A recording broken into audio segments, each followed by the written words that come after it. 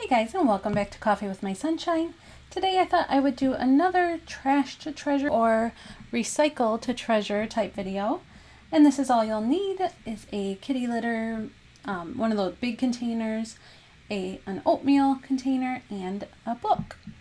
We're going to start with the oatmeal container, or anything round like this.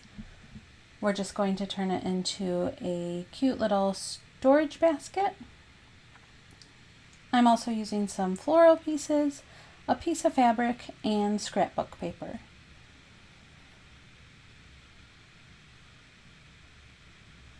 So I'm going to start by cutting the oatmeal container almost in half. You can be the judge on, the size that you want. It can be short, it can be tall. Whatever your plan is to, whatever you're going to fill it with is going to be the judge of that. And for this project, I'm going to be using this Arteza X-Acto set. They sent this to me along with the paints and those wood rounds. And I think this is going to be so helpful in the crafts that I'm doing. And they have different sizes. Like this one is super heavy duty, so it gives you something to really grip onto for the heavier projects. And on the box it shows the different blades and what they're used for, so I think that's super helpful. And they also sent a coupon code. I will link that in the description box below, and also their website. So I'm going to use this one. This one is the one in between the two. I'm just going to go ahead and cut the oatmeal container. And then I'm going to kind of measure how big I want by laying the oatmeal container onto the scrapbook paper.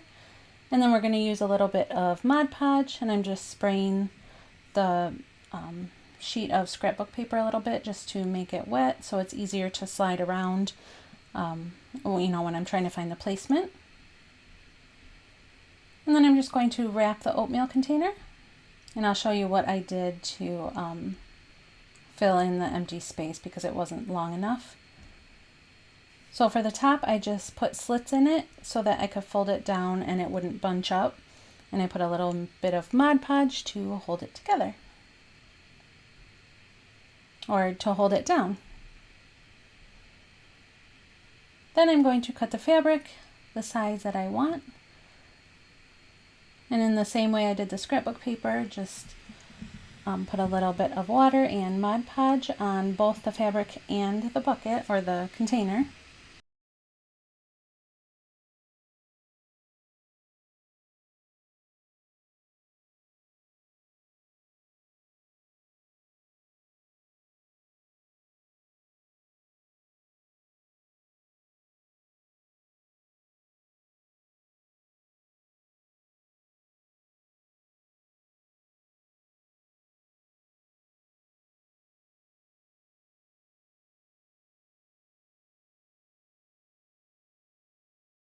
And this is what I did because I said it wasn't long enough. I just added a strip of the scrapbook paper, and I did the same with the fabric because it wasn't quite long enough. But nobody's really going to see it because you can face it towards the back.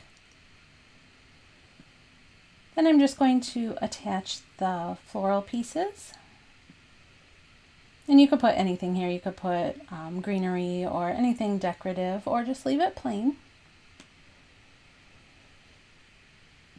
Then I'm going to take a piece of the oatmeal container that we cut off that is going to go in the garbage, and I'm going to make a little tag. I'm just going to use the opposite side. Then I'll just use the X-Acto or the knife and just cut a hole in the top. That's where I'm going to thread the twine through. And then I'm just going to hang the tag off of the container. And for this one, I don't know what you're going to use yours for, but I'm going to write help yourself because I'm going to use this in our half bath, where it's the bathroom that everybody uses when they come over when we have company. And I like to put this kind of thing out just so nobody feels uncomfortable, like if they need any of the girly products. So I like to just fill it up and put it where, you know, it's visible, so they don't feel like they have to ask if they need something. They can just take it and be on their way.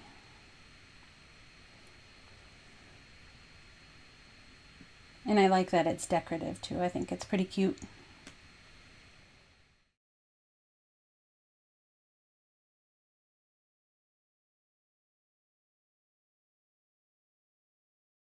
And then for the next project, we're just going to use a book. This is one that I picked up.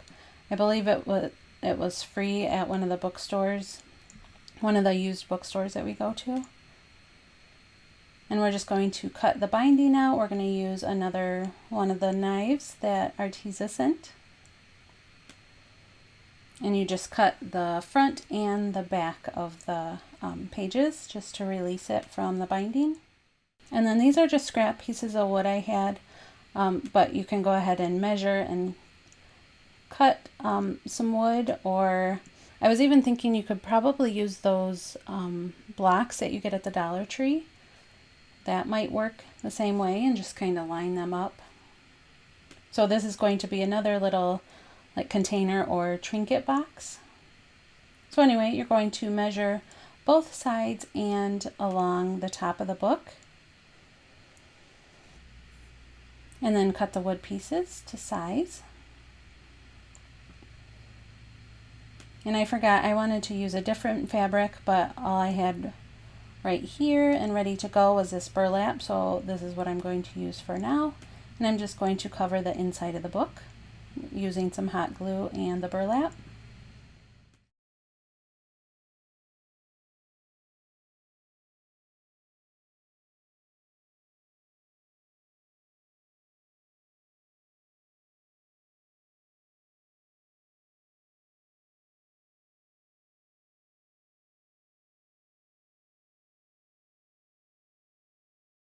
I also wasn't too thrilled about the red binding, so I just painted that white. And then I'm going to take the wood pieces, and you can go ahead and use whatever glue you want, anything that's going to hold really well.